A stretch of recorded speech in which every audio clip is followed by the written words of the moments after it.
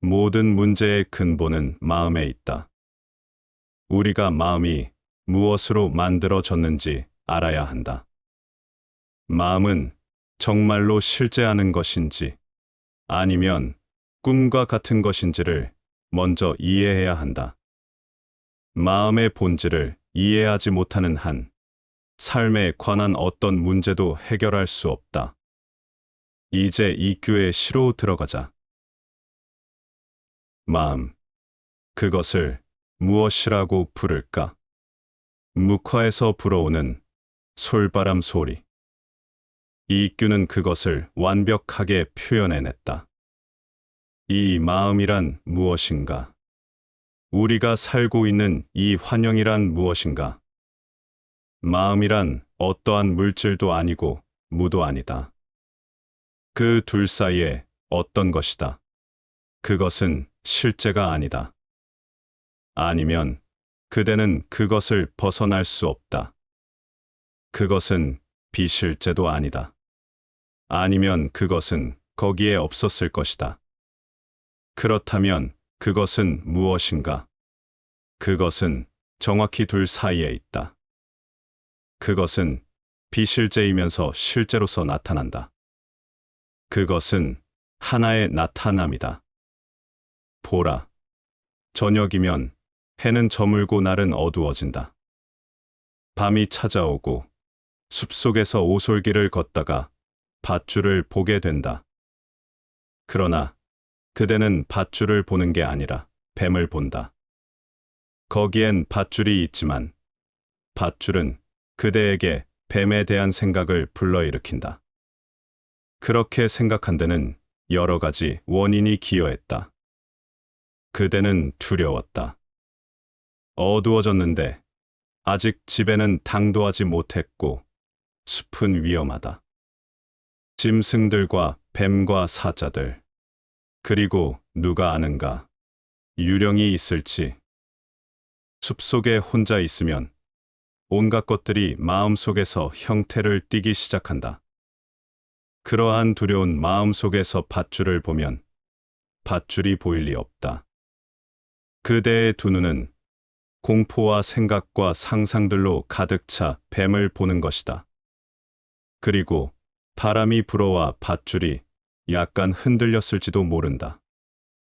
그러면 그대는 달아나기 시작한다. 그리고 소리친다. 그대는 곤경에 처한 것이다. 그것이 마음이다.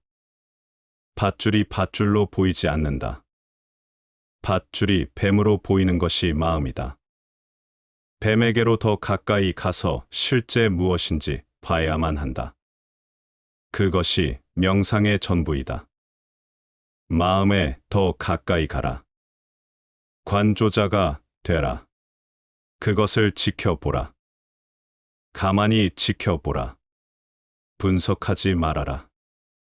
그저 지켜보라. 그 안을 들여다보라. 그것이 무엇인지, 무슨 일이 일어나고 있는지. 그러면 조만간에 그대는 거기 뱀이 아닌 오직 밧줄만이 있음을 볼 것이다. 밧줄을 보는 순간 뱀은 사라졌다. 그러면 이렇게 묻지 않으리라. 지금 뱀을 어떻게 해야 합니까? 죽여야 할까요? 그런 질문은 무의미해진다. 이것이 마음의 상황이다. 우리는 그것을 명료하게 보지 않았다. 우리는 그것을 더욱 가까이에서 관찰하지 않았다. 우리는 그것을 각성과 민감성을 통해 보지 않았다. 우리는 그것을 지켜보지 않았다. 마음. 그것을 무엇이라고 부를까? 묵화에서 불어오는 솔바람 소리. 아름다운 설명이다. 하늘거리는 화선지 위의 연한 먹물, 그리고 불어오는 솔바람. 선화를 본 적이 있는가? 다른 풍으로는 미풍이 부는 것을 그릴 수 없다. 그래서 부드러운 화선지가 필요하고 부드러운 먹물이 필요하다. 그러면 선사는 그것을 그린다. 그는 마음을 아니까. 그대는 그림 속에서 불어오는 산들바람과 휘어진 나무들, 강물이 잔물결을 일으키며 흘러가는 것을 볼 수 있다. 그리고 조그마한 인간의 모습과 그의 옷자락이 바람에 나부끼는 걸 본다. 그대는 바람의 흐름을 볼 수 있다. 바람은 보여질 수 없음에도 그대는 바람의 숨결을 볼 수 있다. 그것은 순전히 환상만이 아니다. 아니면 어떻게 그것을 볼 수 있겠는가? 그것은 실제도 아니다. 어떻게 그것이 실제일 수 있겠는가? 그것은 그저 먹물로 그린 그림일 뿐이다. 따라서 그것은 그 둘 사이의 어떤 것이다. 그것은 마야이고 마술이며 환영이고 꿈이다. 그러니 마음과 싸우지도 말고 마음을 피하지도 말아라. 두 경우 모두 그것이 실제라고 증명할 뿐이다. 사람들에겐 두 부류가 있다. 마음을 따르는 사람들. 그들은 마음을 실제로 취급한다. 마음과 싸우거나 마음을 피하는 사람들. 그들 역시 마음을 실제로 취급하는 것이다. 마음은 따를 필요도 없고 싸우거나 피할 필요도 없다. 그 안을 깊숙이 들여다보는 것이 필요한 전부이다. 깊숙이 들여다보라. 그러면 묵화에서 휘어진 소나무를 볼 것이다. 그 미풍은 바로 그림의 미풍일 뿐 전혀 실제가 아니다. 아무것도 실제로 일어나지 않는다. 그대는 그대 마음을 수만 가지 필름들이 움직이고 있는 하나의 영화로서 본 적이 없는가? 미래에 언젠가는 영화들이 감촉적으로 바뀔 것이고 감촉을 느끼는 일이 발생할 것이다. 감촉한다는 의미는 영화관에 앉아서 영화를 볼 때 보기만 하는 것이 아니라 느끼기까지 한다는 얘기다. 예를 들면 비가 오고 있다. 그때 그대는 공기가 축축하고 바람이 불어오며 몇 방울의 빗물이 그대에게 떨어지는 것을 느낄 것이다. 스크린으로 장미꽃 정원을 보는데 온 집안이 장미꽃 향기로 가득 찰 것이다. 만일 영화가 3차원적이라면 그대 앞에서 모든 움직이는 감각들을 창조할 것이다. 그런 일이 일어날 가능성은 얼마든지 있다. 디즈니랜드에는 그와 같은 곳이 있다. 스크린이 그냥 앞에만 있는 것이 아니고 스크린이 그대를 온통 둘러싸고 있는 곳이 있다. 그들은 실험적인 몇 개의 영화들을 만들었다. 가령 그대가 비행기를 타고 날면서 창밖으로 이쪽을 내다보니 구름과 지는 해가 보인다. 그리고 다른 쪽을 보니 어두워지고 있다. 뒤를 바라보면 구름이 저 멀리에 가 있고 앞을 바라보면 또 다른 어떤 곳으로 가고 있다.